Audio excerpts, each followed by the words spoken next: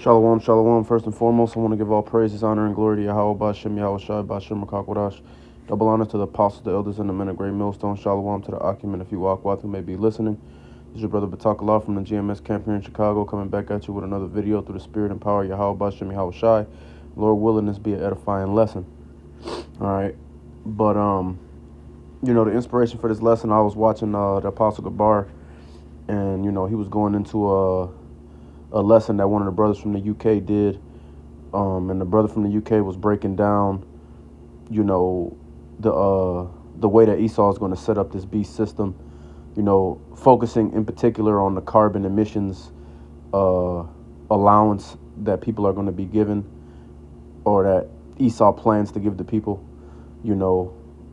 As we know, his enterprise is not going to come to fruition. He'll reach a certain point, and then when he reaches the point that the Lord has set, the bounds that the Lord has set that he can't pass, Yahweh Shai is going to come back and destroy him. And Salakia for the brother in the UK, I can't recollect your name at this moment, so Salakia for that. But nonetheless, I was watching the video and, got inspired to do a lesson that's, a bit of a response and just to adding on, and the brothers covered everything. Obviously, the brother and the apostle covered everything, beautifully. But, the Spirit was saying certain things to me, so I just thought I'd do a lesson. But really, what I was thinking about was how, the Lord is preparing us to see. Right now, we're already separated from this place, all right? We are already not a part of this society, Now, of course, we have to work. We have bills to pay and responsibility to take care of that require us to interact with these people, and requires us to partake in commerce and things of that nature that is set up by the government. But, spiritually and mentally, we are completely separate from this place, man. We don't go doing all of the things that the people that are a part of this kingdom do, as far as celebrating these holidays and all this other wickedness that they participate in. Our mind is not fixed on this place, man. We're waiting for Yahweh Bashem, Yahweh Shai to come back and to destroy this place and deliver the elect. All right. And if you, when you're out in the world, whether you are on your job or, whatever it is that brothers do when they outside on their day to day, and, take that time to observe these people, man, and see how different, and see the Lord, will put the Spirit on you to discern how they think, man, in comparison to how you think. Look at their actions. Look at how they move around. Look at, hear the things they talk about, But, we're going to get some precepts, Salakia, for the long intro. But this is Revelation 18, and Lord willing, this be edifying. This Revelation 18:4. And I heard another voice from heaven saying, "Come out of her, my people, that ye be not partakers of her sins, and that ye receive not of her plagues. For her sins have reached unto heaven, and Yahweh hath remembered her iniquities." All right, so, as brothers in this truth, and even for you sisters that's in this truth, and children who are in this truth, Lord willing, we endure, but, the Lord put it on our spirit to hear the call and to work on separating ourselves from this kingdom and from these people. All right. Now, just because you heard the call, doesn't mean that you're of the elect. As the scripture says, many are called, but few are chosen. But, the Lord has given us an opportunity to fight, for our crown. And, Lord willing, those of us who are sincere from the Apostle Tahar on down, Lord willing, we endure to the end, man, and we can be delivered out of this place.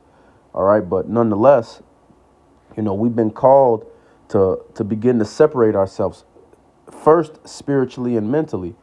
OK, and of course, obviously, that leads to us physically changing our behavior and not doing all of the wicked things that these people do and that they're taught to do, not subscribing to their philosophies and etc. But, as I said, ultimately, we still have bills and responsibilities that we have to take care of while we're in this captivity, which requires us to still physically partake, in commerce and in other things, going to work, all those things like that. You know, it forces us to interact with these wicked people, even though we are mentally and spiritually separate from them. We still have to physically interact with them at this particular time. But, you know, the Lord is building us up, man. And it starts off building you up in the spirit and building you up in your mentality, okay? Because once those things are conquered, you know, being able to conquer the physical will be so much more easy. All right. Because we are gonna really physically separate from this place. You know, it's gonna come a time where, you know, Esau is gonna make it to where either you're gonna be a part of his society through the MOTB, which is the RFID microchip, or you're gonna be cut out of his society because you don't want to take the chip. All right. And it's gonna be a trying time, even for those of us that's being built up now, because, you know, we're all going to have to go through the hour of temptation, and we all going to have to be faced with the choice of telling this devil no, or agreeing to what he's demanding. And okay, and it's not easy. It's not going to be easy maneuvering in those times, you know, even though we understand that, you know, the Lord is going to look after his men. You know, it's still going to come with challenges, man. All right. This is 2 Corinthians 6 and verse 16. And what agreement hath the temple of Yahweh with idols?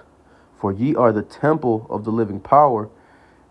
As Yahweh hath said, I will dwell in them and walk in them. I will be their power, and they shall be my people.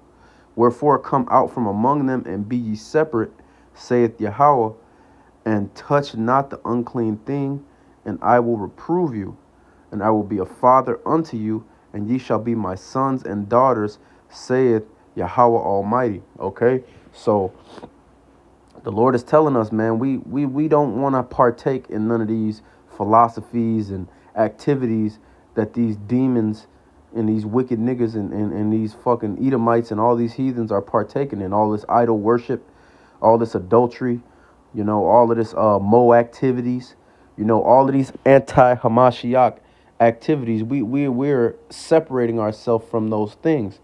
All right. We're putting off the old man, as the scripture says. And it's a process. All right. It's not something that happens overnight. It's a process, you know, but every day, you know, those of us that are of the hopeful elect, man, we are trying to the best of our ability every day to purge out all of the wickedness that we was taught in this society before the Lord saw fit to wake us up and give us an opportunity to fight for our salvation, man. All right. We're going to go to the next one.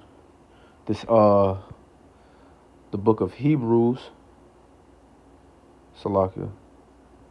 This is the book of Hebrews, chapter 11, and verse 24. And it says, by faith, Moses, when he was come to years, refused to be called the son of Pharaoh's daughter, choosing rather to suffer affliction with the people of Yahweh than to enjoy the pleasures of sin for a season. All right. You got brothers in this truth, you know, that come from good backgrounds. Of course, there's brothers that come from, you know, less fortunate situations as well.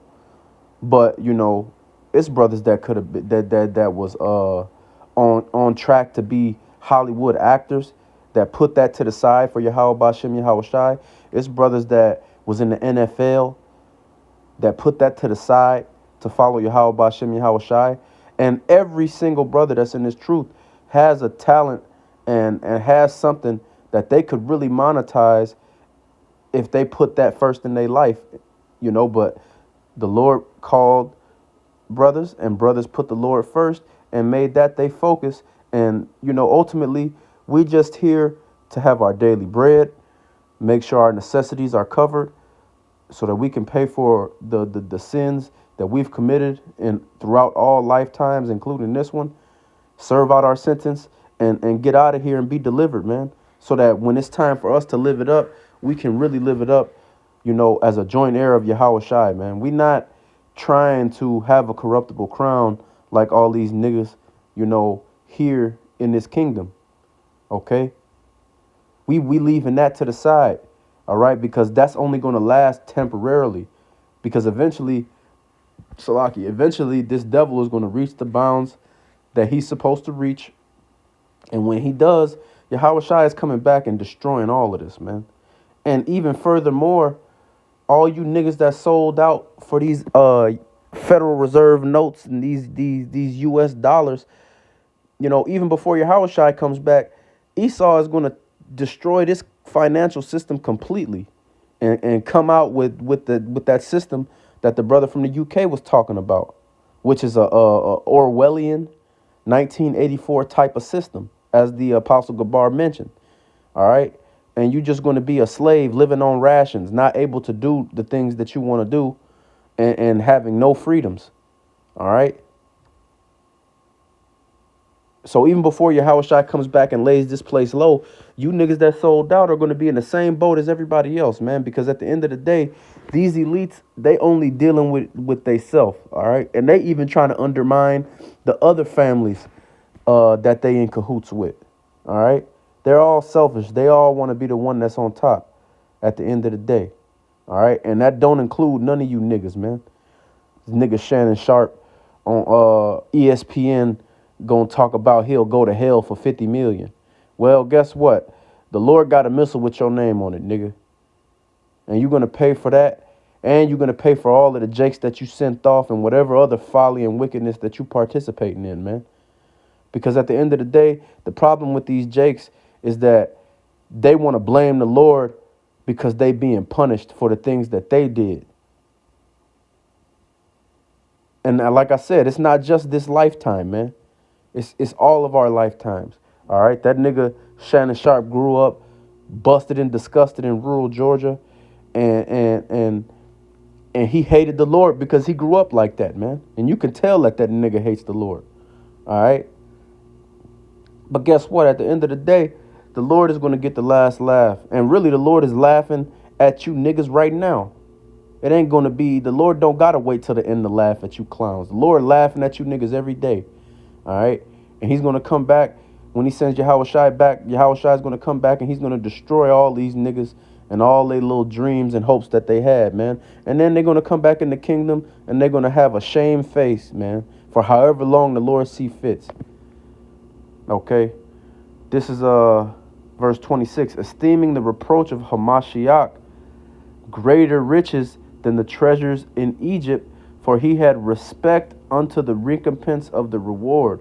All right, so, like I said, certain brothers, they really turn their back on very lucrative professions, man, to do the work of Yahweh Bashem Yahweh Shai, because you can't be a part and be reaping the benefits of Esau's kingdom and be preaching his word, man. Esau ain't going to allow that, and the Lord, the Lord wants you to put him first, man.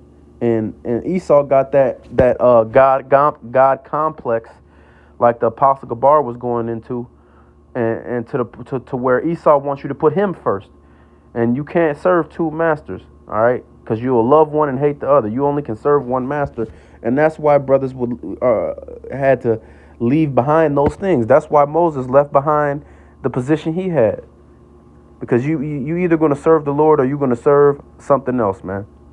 It ain't no, you can't straddle the fence with this. Okay. This verse 27. By faith he forsook Egypt, not fearing the wrath of the king, for he endured as seeing him who is invisible. All right. And that's what it is. And that's what it's going to take. It takes faith to turn your back on this world and the riches of this world and the dainties of this world, and to follow Yahweh Bashem Yahweh Shai, who we haven't seen with our own eyes, man. At least not in this lifetime. Brothers come back in their lot. So, certain brothers was, certain brothers was around Yahweh Shai when he was on the scene way back then in a different lifetime and what have you. But as far as this lifetime right now, we haven't seen Yahweh Bashem Yahweh Shai. So we are going completely off of faith, man. But you know what? It's a beautiful thing, man, because these people in the world, they don't have faith in nothing, man. Even the things that they claim to believe in, man, they don't have faith in. And they're going to die The death of the unfaithful, like the scriptures say. These people, they're just robots, man, and animals. All right, but we're gonna go to the next precept, Salakia. Um, this is because the Lord is preparing us. That's why we separating now. We getting built up in the spirit. We getting built up in our mind and our mentality, so that when it comes time to physically separate and deny Esau, when he comes with that chip, we're gonna already be resolved in our spirit and resolved in our mind, and it's gonna make carrying that out in the physical much easier. Okay, because at the end of the day, when you understand that all you have to fear is Yahweh Bashem Yahweh Shai, you know, you don't care about what Esau can do to you, man. All right. In the spirit of the elder Eleazar, in the Maccabees, man. He didn't care what they was going to do to him. He wasn't going to turn his back on the Lord, and he wasn't going to send Jake off. All right. And that's the same spirit that we got to have, man. We can't be willing to turn our back on the Lord, just like the brothers as well, from the Maccabees. We can't have the spirit of turning our back on the Lord. We had to have faith that the Lord got us, whether we had to be martyred or not. All right, but this Sirach chapter 2:1, my son, if thou come to serve Yahweh, prepare thy soul for temptation. All right, and we going through temptations every day, and when the real hour of temptation comes, when that chip comes out, we're gonna go through that too, man. All right, but the Lord is building us up with all of these small battles that we go through in our daily life from day to day right now, so that when we have to come and deal with the real test, we'll be able to conquer that, man, Lord willing, you know. And that's just what it is. It's just like when you're in school, you get homework assignments, you get quizzes, you get you even get major tests like midterm tests and quarterly tests, but all of those things are preparing you for the final exam that is, at least when I was in school and in college, up to at least one quarter, anywhere from 50% to one quarter of your entire grade, man. But all those small things that you was doing leading up to that test at the end was building you up so that you could perform on that final exam, man. And it's the same thing with this truth. All right. This is verse 2. Set thy heart aright and constantly endure and make not haste in time of trouble.